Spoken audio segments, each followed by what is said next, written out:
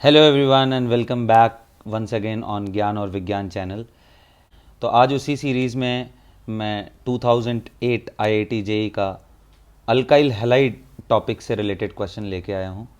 So let us start then. So what is the question guys?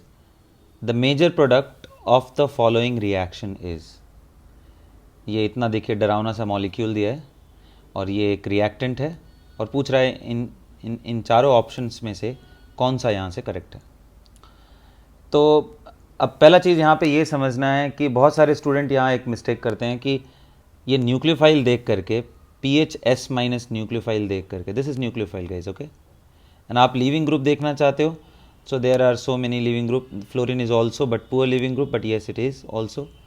Bromine is a very good leaving group, ये भी है। अब question ये आता है कि मैं इसको सब्सटीट्यूट कहाँ पे करूँ, PHS माइनस को किधर सब्सटीट्यूट करूँ? मैं यहाँ फ्लोरीन पे अटैक करा के इसको निकालूँ या फिर यहाँ पे? तो अगर आप कॉमन सेंस भी लगाएं तो यहाँ पे समझ में आता है कि ये एक अच्छा लिविंग ग्रुप है, यहाँ से इसको रिमूव करना है। और इस क्वेश्चन के आखिरी में मैं आपको और एक बात बहुत इंपॉर्टेंट बताऊँगा कि कब फ्लोरीन को भी हम निकाल सकते हैं जो कि बेंजीन से डायरेक्टली जुड़ा हो। तो चलिए शुरू करते हैं इसके एक्सप्लेनेशन को। तो सबसे पहला, सब्स्टिट्यूशन रिएक्शन डिपेंडिंग ऑन कि आपका रिएक्टेंट क्या लिया है, यहाँ पे जो आपने रिएजेंट लिया है और जो सॉल्वेंट लिया है उस पर डिपेंड करता है। तो अगर आप देखें तो यहाँ पे बच्चों कार्बोकेटायन भी बहुत स्टेबल होगा। मतलब अगर मैं बात करूँ मोस्ट इम्पॉर्टेंट मैकेनिज्म्स में, तो एक SN1 है और एक SN2 है। SN1 मैकेनिज्म के अंदर कार्बोकेटायन का फॉर्मेशन होता है।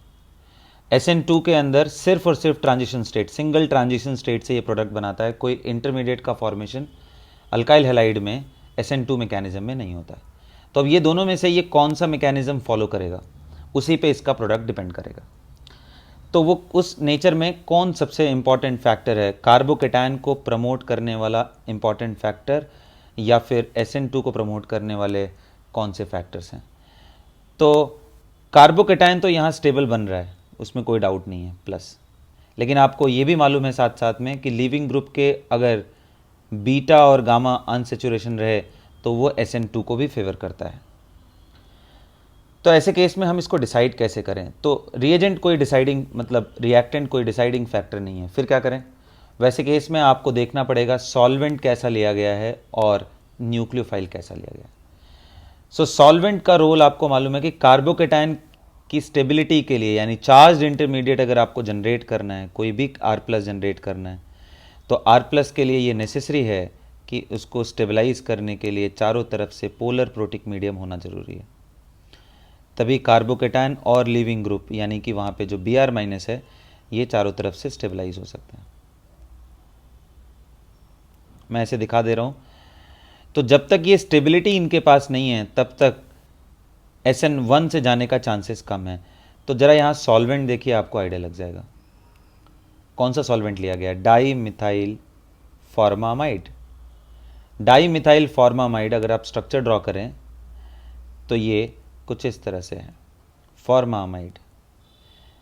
इसको देख करके ही आपको समझ में आ जाएगा कि यहाँ पे कोई भी NH या OH बॉन्ड नहीं है, मतलब ये पोलर है लेकिन एप्रोटिक है। अगर ये प्रोटिक नहीं है तो ये कैटायन एनायन दोनों को स्टेबलाइज नहीं कर सकता। ऐसे केस में हम क्या करें फिर? तो ये सॉल्वेंट जो पोलर हो, एप्रोटिक हो, वो SN2 को फेवर करता है। तो सॉल्वेंट किसको फेवर कर रहा है अभी? SN2 को। पोलर प्रोटिक यानी वाटर होता तो किसको फेवर करता? SN1 को। अच्छा, बातें हैं आखिरी बात और इंपॉर्टेंट बात पे, न्यूक्लियोफाइल देख लेते। क्या न्यूक्लियोफाइल वीक है? बिल्कुल नहीं, क्योंकि वीक न्यूक्लियोफाइल, जैसे वाटर बहुत वीक न्यूक्लियोफाइल है, अल्कोहल एक वीक न्यूक्लियोफाइल है। यहाँ पे सल्फर है। Sulphur is one of the most important and most powerful nucleophile, क्योंकि न्यूक्लियोफिलिक कैरेक्टर किस पे डिपेंड करता है? पोलराइजेबिलिटी पे, how easily something can be polarized. तो यहाँ पे आप देखिए सल्फर पे नेगेटिव है। तो पावरफुल न्यूक्लियोफाइल का यूज़ कहाँ पे होता है? वो भी एक बार SN2 रिएक्शन में ही उसका यूज़ ज़्यादा है, क्योंकि साइमल्टेनियसली अटैक करके लिविंग ग्रुप को डिपार्ट करना रहता है। तो ये सारे कंडीशन किसको फेवर करा रहे हैं कि ये रिएक्शन कहाँ से जाने वाला है? SN2 से। अच्छा, अगर SN2 से गया तो आपको मालूम है कि ये लीविंग ग्रुप के बैक साइड से अटैक करेगा, यानी अगर ये leaving group above the plane है तो वो बिलो द प्लेन से जाके अटैक करेगा। तो इसका ओरिएंटेशन कहाँ रहेगा? बिल्कुल इसके पीछे, बी आर के पीछे। तो अब आइए ऑप्शन चेक करते हैं इनमें से कौन सा दिख रहा है जिसमें P H S minus is just opposite to the B R. So if you look the answer my dear, rest everything is intact, but the nucleophile is ... it is written like this, as you can see here, it is written like this, which means from opposite side to the leaving group, opposite side to the leaving group. तो correct answer सीधा सीधा first हो गया। आप second में देखो क्या गड़बड़ी है। सेकंड में इन्होंने एकदम उसी साइड से न्यूक्लियोफाइल अटैच कर दिया है जिधर लिविंग ग्रुप था, तो ये पॉसिबल नहीं है। ठीक है, क्या ये किसी भी रिएक्शन में पॉसिबल नहीं है? ऐसा नहीं है। SN2 के ऐसे रिएक्शन जहां नेबरिंग ग्रुप पार्टिसिपेशन होता है, NGP, वहां पे ये चीज़ हो सकता है, बट वो मैं किसी और दिन किसी और क्वेश्चन के माध्यम से आपको बताऊंगा। यहाँ पे क्या चेंज किया है इन्होंने, इसको फिक्स करके यहाँ बेंजीन के फ्लोरीन को हटा दिया है। तो यहाँ पे ये मिस्टेक है, यहाँ पे दोनों कर दिया है यहाँ पे। अच्छा, अब मैंने आपको बताया था स्टार्टिंग में कि मैं वो भी केस आपको बताऊंगा जब ये न्यूक्लियोफाइल फ्लोरीन को भी टच कर सकता है। तो वो कोई और केस नहीं, बल्कि अगर आप ऐसा अटैच कर दो कि NO2 के रिस्पेक्ट में, NO2 के रिस्पेक्ट में यहाँ पे फ्लोरीन प्रेजेंट हो, यानी NO2 के रिस्पेक्ट में इसके ऑर्थो या फिर पैरा पे, तो ऐसे केस में बच्चों न्यूक्लियोफाइल कोई भी आप ले रहे हैं, अगर RS माइनस है तो ये फ्लोरीन को रिप्लेस करके यहाँ पे, तो क्या क्वेश्चन आता है कि मैकेनिज्म कौन सा फॉलो करेगा, SN1 या SN2? आंसर है ना तो SN1 ना तो SN2। फिर कौन सा correct answer? Answer is aromatic substitution. वो बिल्कुल ही अलग तरीके से होता है। वो कैसे होता है? इस मैकेनिज्म के अंदर कार्बेनाइन का फॉर्मेशन होगा, कार्बेनाइन इंटरमीडिएट। तो कैसे होता है? अगर आप यहाँ पे ध्यान से देखें तो ये रेजोनेंस से इलेक्ट्रॉन को पुल करेगा, यहाँ पॉजिटिव चार्ज जनरेट करेगा बेटा, फिर ये यहाँ आएगा, इधर भी पॉजिटिव चार्ज आएगा। तो न्यूक्लियोफाइल, और ऊपर से फ्लोरीन भी है यहाँ पे, ये खींच रहा है, तो न्यूक्लियोफाइल का यहाँ अटैक करने का चांस इंक्रीज हो जाएगा। तो क्या करेंगे हम? Fluorine is there, and double bond O double bond is also there, and if you are attacking nucleophile at this carbon, तो आप देखिए यहाँ पे कार्बेनाइन डेवलप हो गया।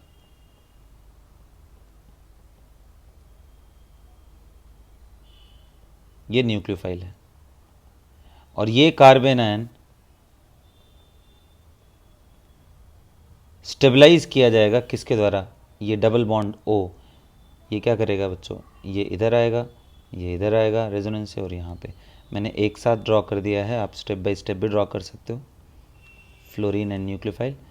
एंड यहाँ पे आप देखिए कि double bond NO minus develop हो गया।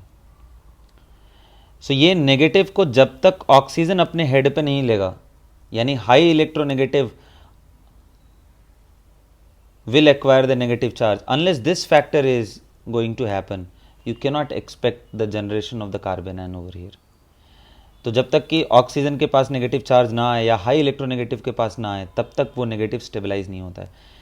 तो यहाँ पे फॉर्चुनेटली यही रीज़न है कि मैं बोल रहा था इसके रिस्पेक्ट में ऑर्थो या पैरा, क्योंकि ऑर्थो पे भी रहेगा तो आप रेजोनेंस करा के देखेंगे तो लास्ट में ऑक्सीजन पे ही नेगेटिव आएगा। तो अब क्या होगा नेक्स्ट स्टेप? नेक्स्ट स्टेप कुछ नहीं, ये वापस जाएगा, ये इधर जाएगा, ये यहाँ आएगा, और इनमें से फ्लोरीन को किक आउट कर देगा, जो कि एक फास्ट प्रोसेस है। क्यों? क्योंकि अब ये एरोमेटिक बन गया वापस से। तो जब ये यहाँ पे कन्वर्ट हुआ था तो ये नॉन एरोमेटिक था, इसलिए पहला स्टेप स्लो है बेटा, और ये क्या है? फास्ट है। तो ये बात ध्यान रहना चाहिए कि आप फ्लोरीन को भी निकाल सकते हो किसी न्यूक्लियोफाइल के मदद से, प्रोवाइडेड कि वो फ्लोरीन NO2 के रिस्पेक्ट में कौन से पोजीशन पे है। तो अगर आप ये एग्जांपल देखने की कोशिश करें तो यहाँ पे आपका NO2 के रिस्पेक्ट में फ्लोरीन मेटा पोजीशन पे था, इस वजह से इसको नहीं निकालेंगे। So that's all everyone for now. अगले वीडियो में आपसे मुलाकात होगी। Guys, if you want more videos like this, like, share, comment, and don't forget to subscribe for the latest video.